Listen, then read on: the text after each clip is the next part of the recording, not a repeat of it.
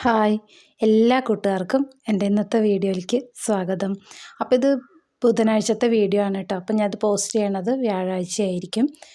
അപ്പോൾ എല്ലാവരും സുഖമായിട്ടിരിക്കുന്നു എന്ന് വിചാരിക്കുന്നു. ഞങ്ങളുടെ ഇവിടെയൊക്കെ നല്ല മഴയാണ് കേട്ടോ. ഇന്നലെ രാത്രി തൊട്ട് ഇപ്പോൾ രാവിലെയും മഴ നിന്നിട്ടില്ല. നിങ്ങളുടെ നാട്ടിലൊക്കെ മഴയൊക്കെ എങ്ങനെയുണ്ട് ഒന്ന് കമൻറ്റ് ചെയ്യൂ കേട്ടോ. അപ്പോൾ ഞാൻ ഒരു 5:30ക്കൊക്കെ എഴുന്നേറ്റിട്ടുണ്ട് കേട്ടോ. മോൾക്കിന്ന് എക്സാം ഉണ്ട്. അപ്പോൾ അവളെ പഠിക്കാൻ വിളിക്കാൻ വേണ്ടിയിട്ട് ഞാൻ 5:30ക്ക് എഴുന്നേറ്റു. ചായയൊക്കെ വെച്ചിട്ടാണ് കേട്ടോ മോളെ വിളിക്കാറ്. പിന്നെ അതോടുകൂടി ഞാൻ മോട്ടറിട്ട് വെള്ളം നിറയ്ക്കുകയാണ് കേട്ടോ. അപ്പോൾ അകത്തേക്കുള്ള നല്ല വെള്ളവും നിറയ്ക്കും, ടാങ്കും നിറയ്ക്കും. രാവിലെ എല്ലാ ദിവസവും രാവിലെ കേട്ടോ മോട്ടർ ഇടുക. പിന്നെ നാളെ രാവിലെ മാത്രമേ മോട്ടർ ഇടുള്ളൂ. ദിവസത്തിലൊരു പ്രാവശ്യമാണ് കേട്ടോ വെള്ളം നിറയ്ക്കാറുള്ളൂ. അപ്പം ഞാൻ വെള്ളമൊക്കെ നിറയ്ക്കുകയാണ്. ഇപ്പോൾ ചോറൊക്കെ വെക്കണം. മോൾക്കിപ്പോൾ ഫുഡ് കൊടുത്ത് വിടണ്ട കേട്ടോ. കാരണം എക്സാം ആയതുകൊണ്ട് തന്നെ ഉച്ച വരെ ഉള്ളൂ. അപ്പോൾ പിന്നെ രാവിലെ കഴിച്ചിട്ട് പോയാൽ മതി കേട്ടോ. അപ്പോൾ ഇന്ന് ഞാൻ കൊഴുക്കട്ട ഉണ്ടാക്കാമെന്നുള്ളൊരു പ്ലാനിലാണ്.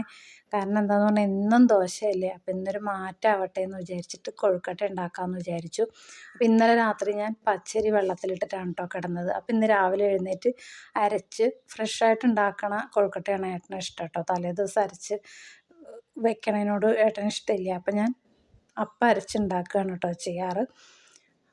കൊഴുക്കട്ടയുടെ 1-2 റെസിപ്പികൾ ഞാൻ ഷോർട്സായിട്ട് ഇതിന് മുന്നേ ഞാൻ പോസ്റ്റ് ചെയ്തിട്ടുണ്ട് കേട്ടോ. അപ്പോൾ അത് കാണണം എന്നുള്ളവരൊന്ന് എടുത്ത് നോക്കിക്കോളൂ കേട്ടോ. അപ്പം ഞാൻ ഇന്ന് കൊഴുക്കട്ടയുടെ പണിയിലാണ്. അപ്പോൾ ആ മഴയൊക്കെ അത്യാവശ്യം ചാറി ഇങ്ങനെ നിൽക്കുകയാണ് കേട്ടോ. വെയിലൊക്കെ നിന്നു, പക്ഷെ എന്നാലും ചാറി ഇങ്ങനെ നിൽക്കുന്നുണ്ട്. ഇരുണ്ട കാലാവസ്ഥയൊക്കെയാണ് കേട്ടോ. അപ്പോൾ മോൾക്ക് 8:30യുടെ ബസ്സിനാണ് പോകേണ്ടത്. ഞങ്ങളെ വീടിൻ്റെ മുന്നിൽ തന്നെ ബസ്സുണ്ട് കേട്ടോ. പിന്നെ അത് 8:30ക്കാണ്. അപ്പോൾ 8:30ക്ക് പോയ അവൾക്ക് കോളേജിൽ കറക്റ്റ് ടൈമിന് എത്തും.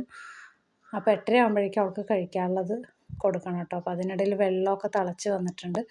അപ്പോൾ ഞാൻ അരിയൊക്കെ കഴുകിയിടുകയാണ് കേട്ടോ. അപ്പോൾ ഇതൊക്കെ കഴിഞ്ഞിട്ട് വേണം എനിക്ക് ടൗണിലേക്കൊക്കെ ഒന്ന് പോകാൻ വേണ്ടിയിട്ട്.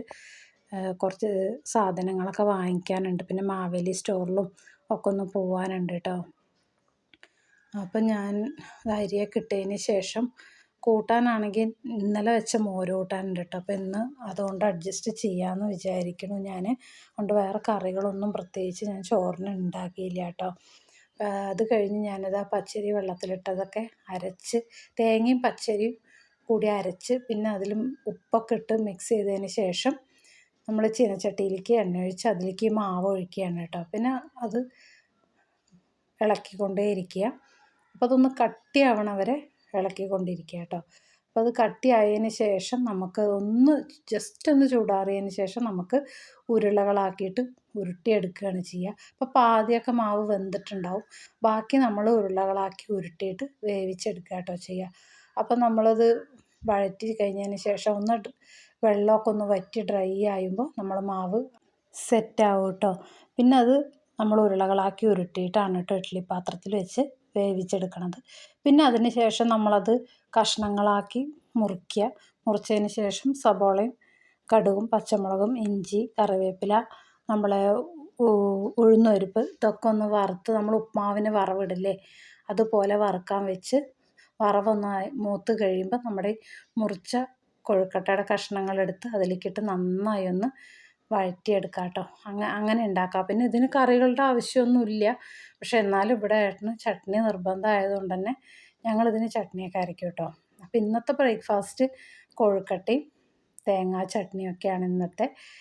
അപ്പോൾ ഇതുവരെ ഉണ്ടാക്കി നോക്കാത്തവരൊക്കെ ഉണ്ടെങ്കിൽ ഒന്ന് ഉണ്ടാക്കി നോക്കൂ കേട്ടോ. അതിൻ്റെ വിശദമായിട്ട് വീഡിയോ ഞാൻ ഷോർട്സിൽ മുന്നേ പോസ്റ്റ് ചെയ്തിട്ടുണ്ട്. അതുകൊണ്ടാണ് ഇതിൽ കാണിക്കാത്തത് കേട്ടോ.